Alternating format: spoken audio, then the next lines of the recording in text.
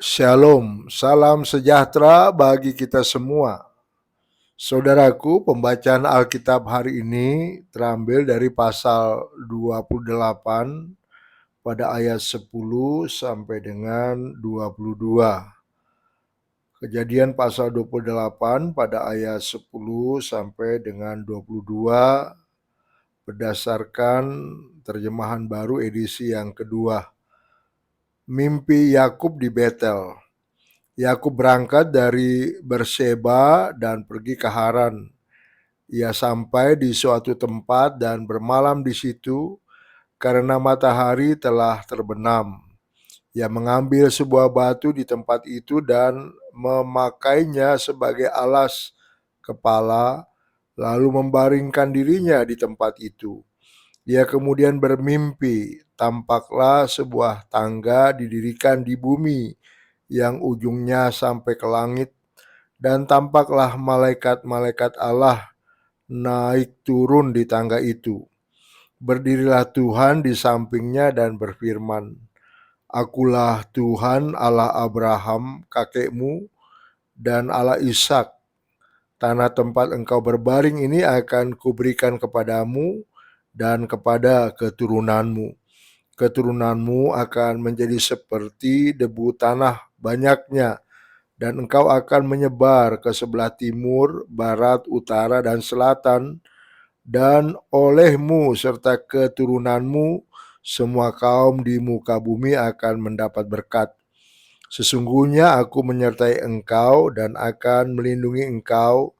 Kemanapun engkau pergi, aku akan membawa engkau kembali ke negeri ini, sebab aku tidak akan meninggalkan engkau, melainkan tetap melakukan apa yang kujanjikan kepadamu." Yakub bangun dari tidurnya lalu berkata, "Sesungguhnya Tuhan ada di tempat ini, dan aku tidak mengetahuinya." Ia takut dan berkata, "Alangkah dahsyatnya tempat ini.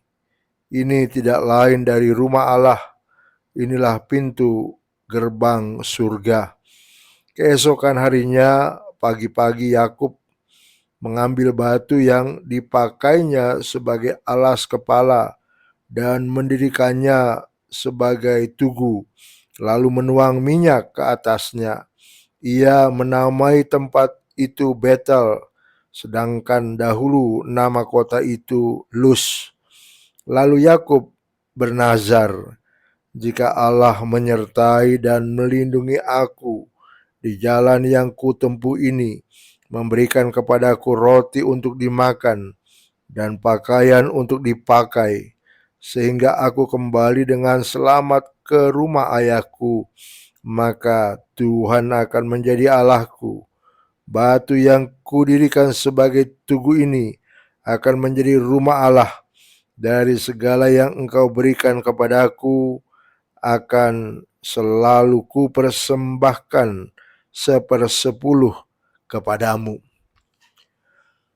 Saudaraku, judul renungan, rencana Tuhan adalah yang terbaik. Melihat kembali perjalanan rohani kita akan melihat bahwa kita terlalu sering bertahan dengan cara hidup kita sendiri. Ketika kita sampai pada akhir diri kita, Tuhan dapat mulai mengambil kendali. Kitab suci berkata, "Berjalankah dua orang bersama-sama jika mereka belum berjanji?" Bacalah Amos pasal 3 ayat 3. Kita tidak dapat memasuki kebenaran yang mendalam dari Tuhan sampai kita melepaskan kendali, karena daging dan darah tidak dapat mewarisi kerajaan Allah, dan bahwa yang binasa tidak mewarisi apa yang tidak binasa. Pertama Korintus 15 ayat 50. Nama Yakub berarti penipu.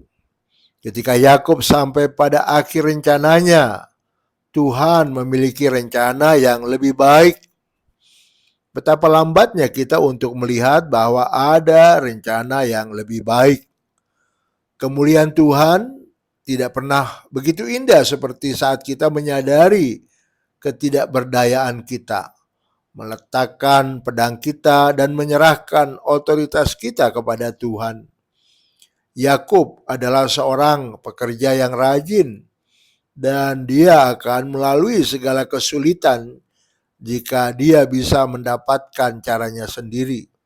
Dalam banyak situasi, Yakub mendapatkan caranya. Sementara itu, dia tidak menyadari betapa luar biasanya Tuhan telah melindunginya dari bencana. Tuhan memiliki rencana yang melampaui apapun yang pernah kita ketahui. Dia memiliki rencana untuk setiap kehidupan individu. Dan jika kita memiliki rencana lain dalam pandangan kita, kita melewatkan rencana teragung dari semuanya. Tidak ada yang di masa lalu yang sebanding dengan saat ini, dan tidak ada yang di masa kini yang dapat menyamai hal-hal yang akan datang. Hari esok harus begitu penuh dengan harapan suci, sehingga kita akan menjadi nyala api yang hidup bagi Tuhan. Tuhan tidak pernah bermaksud agar umatnya menjadi biasa atau umum. Maksudnya adalah mereka menyala bagi Tuhan, sadar akan kuasa ilahi Allah, menyadari kemuliaan salib yang menggambarkan mahkota. Yakub dan ibunya memiliki rencana untuk mendapatkan hak kesulungan dan berkat dari Tuhan.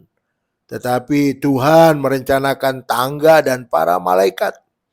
Ishak, ayah Yakub, setuju bahwa Yakub harus pergi ke Padan Aram, ke rumah Betuel, ayah ibumu. Dalam perjalanan Yakub ke sana, Yakub meletakkan kepalanya di atas batu. Dalam mimpinya, Yakub melihat tangga dan ujungnya sampai ke langit. Di atas tangga, Yakub melihat Tuhan dan mendengar dia berkata, "Tanah tempat engkau berbaring ini akan kuberikan kepadamu dan kepada keturunanmu." Dia juga mendengar Tuhan berkata, "Sesungguhnya aku menyertai engkau dan akan melindungi engkau kemanapun engkau pergi. Aku akan membawa engkau kembali ke negeri ini, sebab aku tidak akan meninggalkan engkau." Betapa baiknya bagi Yakub bahwa di tengah menjalankan rencananya sendiri, Tuhan menemukannya di tempat yang tepat. Penipuan untuk memperoleh hak kesulungan tidaklah terhormat, tetapi di Betel dia menemukan bahwa Tuhan bersamanya. Banyak hal mungkin terjadi dalam hidup kita, tetapi kita ketika tabir diangkat dan kita melihat kemuliaan Tuhan, kasih sayangnya yang lembut selalu menyelimuti kita. Betapa indahnya berada di tempat Tuhan.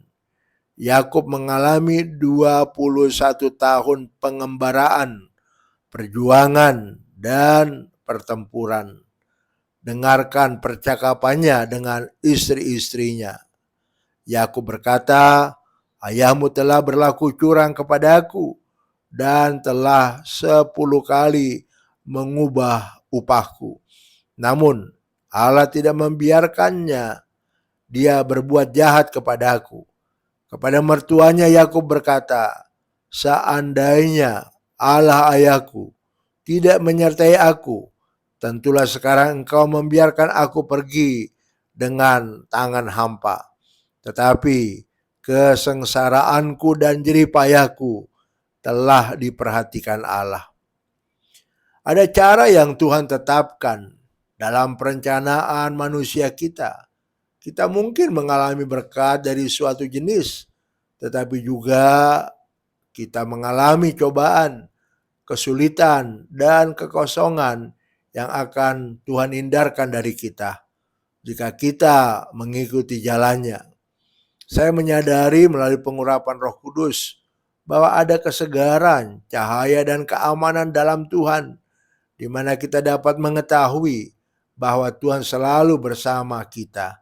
Ada tempat yang bisa kita capai di mana semua yang Tuhan miliki diberikan untuk kita, mengalir melalui kita kepada dunia yang membutuhkan sepanjang waktu. Sekarang pikirkan untuk hari ini. Ada yang baik, ada yang lebih baik, tetapi Tuhan memiliki yang terbaik, standar yang lebih tinggi bagi kita daripada yang telah kita capai.